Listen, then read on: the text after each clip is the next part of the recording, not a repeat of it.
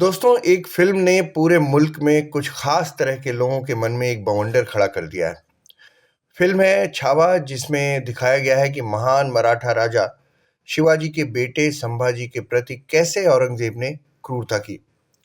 संभाजी ने इस्लाम अपनाने से इनकार कर दिया, तो उन्हें धीरे-धीरे अत्याचार करते हुए उनको मारा। अब इस पर देश के मुसलमान नेताओं के बयान गाहे-बगाहे आ रहे हैं। समाजवादी पार्टी और कांग्रेस के कई नेताओं ने कहा कि ये झूठ है कि औरंगज़ेब हिंदुओं के प्रति अत्याचारी था और इस फ़िल्म में गलत दिखाया गया। अब पूरे देश में चर्चा चल पड़ी है कि औरंगज़ेब आतताई और अत्याचारी था या नहीं।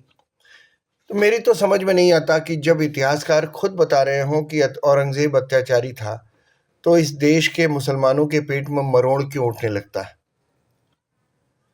दोस्तों, औरंगज़ेब के समय मनुची नाम के एक इटालियन इतिहासकार ने भारत का दौरा किया था।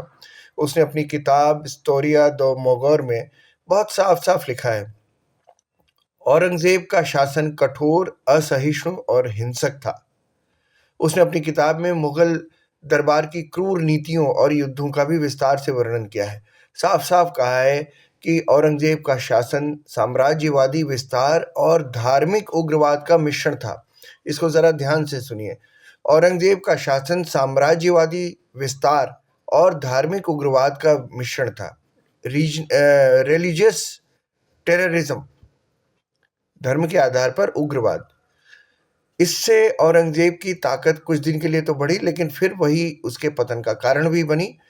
मनुची लिखता है, मनुची ने काशी और जयपुर के मंदिरों को तोड़े जाने के बारे में भी लिखा।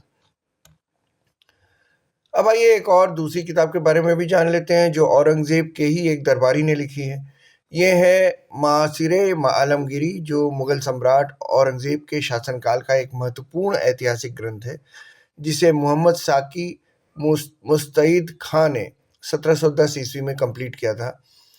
इस ग्रंथ में औरंगज़ेब के शासन के दौरान जो प्रमुख घटनाएं हुई हैं, उनका विस्तृत वर्णन मिलता है।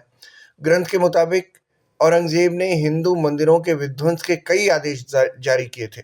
उदाहरण के लिए 8 और 9 अप्रैल को 1669 को उन्होंने अपने सूबेदार अबुल हसन को काशी के मंदिरों को ध्वस्त करने का आदेश दिया था, जिसके परिणाम स्वरूप काशी विश्वनाथ मंदिर को तोड़कर ज्ञानवापी मस्जिद का निर्माण किया गया। इसके अलावा जून 1680 में भी आमेर, यानी जो आज का जयपुर है, के सभी मंदिरों को ध्वस्त करने का आदेश दिया गया था।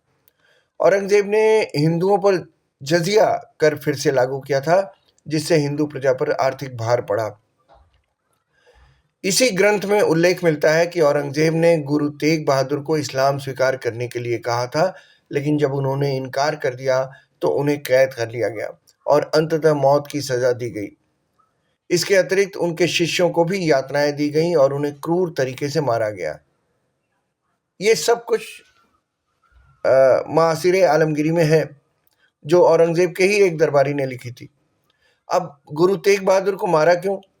मारा सिर्फ इसलिए कि जब औरंगज़ेब कश्मीरी पंडितों पर जुल्म ढा रहा था और कह रहा था कि वे इस्लाम अपना लें या मौत को गले लगाएं, तो कश्मीरी पंडितों ने सिख गुरु तेग बहादुर से मदद मांगी।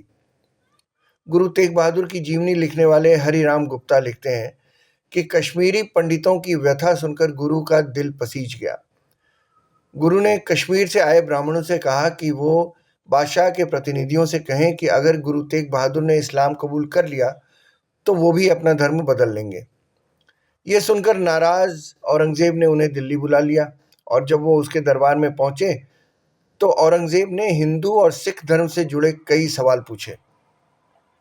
औरंगज़ेब को लगता था कि मुस्लिम धर्म की तरह ही सिख धर्म में भी मूर्ति पूजा तो होती नहीं है, तो उन्हें लगा कि ये हमारे ज़्यादा करीब है और इससे बातचीत करके इसको अपनी ओर मिला सकते हैं, इस्लाम कबूल करवा सकते हैं। औरंगज़ेब ने कहा कि सारे सवाल पूछे और उसके बाद कहा कि इस्लाम अपना लो या मृत्यु, दोनों में से कोई एक। गुरु ने इस्लाम नहीं अपनाया। अगले दिन क्या हुआ, उनके साथी भाई मतीदास को जिंदा आरे से काट दिया गया, लाल किले के ठीक सामने। दूसरे उनके शिष्य थे भाई सतीदास, उनको खौलते कड़ाहे में डालकर मार दिया। और तीसरे उनके साथी थे दयाला, जिनको खंभे से रुई में बांधकर आग लगा दी, जिससे वो जलकर मर गए। गुरु तेग बहादुर ने इस पर भी जब इस्लाम अपनाने से इनकार कर दिया तो उन्हें भी अगले दिन जल्लाद जलालुद्दीन ने उन्हें अपनी तलवार से मौत के घाट उतार दिया। तो औरंगजेब की छवि हिंदुओं से नफरत करने वाले धार्मिक उन्माद से भरे कट्टरपंथी बादशाह की है, जिसने अपने राजनीतिक उद्देश्यों को पूरा करने के लिए अपने बड़े भाई दारा शिकोह को भी नहीं बख्शा। और तो और उसने अपने वृद्ध पिता तक को उनके जीवन के आखिरी 7.5 सालों तक आगरा के किले में कैदी बनाकर रखा। जवाहरलाल नेहरू ने भी 1946 में जो पब्लिश हुई उनकी किताब डिस्कवरी ऑफ इंडिया, उसमें लिखा था कि औरंगजेब को एक धर्मांध और पुरातनपंथी शख्स के रूप में पेश किया उन्होंने। तो भाई और कितने सबूत चाहिए आपको ये जानने के लिए कि औरंगजेब हिंदुओं के प्रति कितना क्रूर था? मैंने तो इतनी किताबें बता दी, वो भी उस वक्त की किताबें जो औरंगजेब के का दरबारी था, औरंगजेब के समय में उसने औरंगजेब के लिए जो लिखा वो मैंने आपको बता दिया। 2 फ्रांसीसी यात्री थे, मनुची और एक और बर्नियर, फ्रैंकिस बर्नियर। इन दोनों ने भी यात्रा की थी उस समय और इन्होंने भी यही लिखा। तो सिर्फ इसलिए कि आप मुसलमान हैं आप औरंगजेब की हर क्रूरता को जस्टिफाई करेंगे? ये ठीक नहीं है। कई कांग्रेस नेताओं को मैंने ये नसीहत देते हुए सुना कि इतिहास पढ़ लो। यही तो हम भी कह रहे हैं भाई, इतिहास पढ़ो ना। अरे हम भी यही कह रहे हैं कि इतिहास पढ़ो। औरंगजेब के समय मनुची और बर्नियर आए थे, पढ़ो ना उनके वृत्तांत, पता चल जाएगा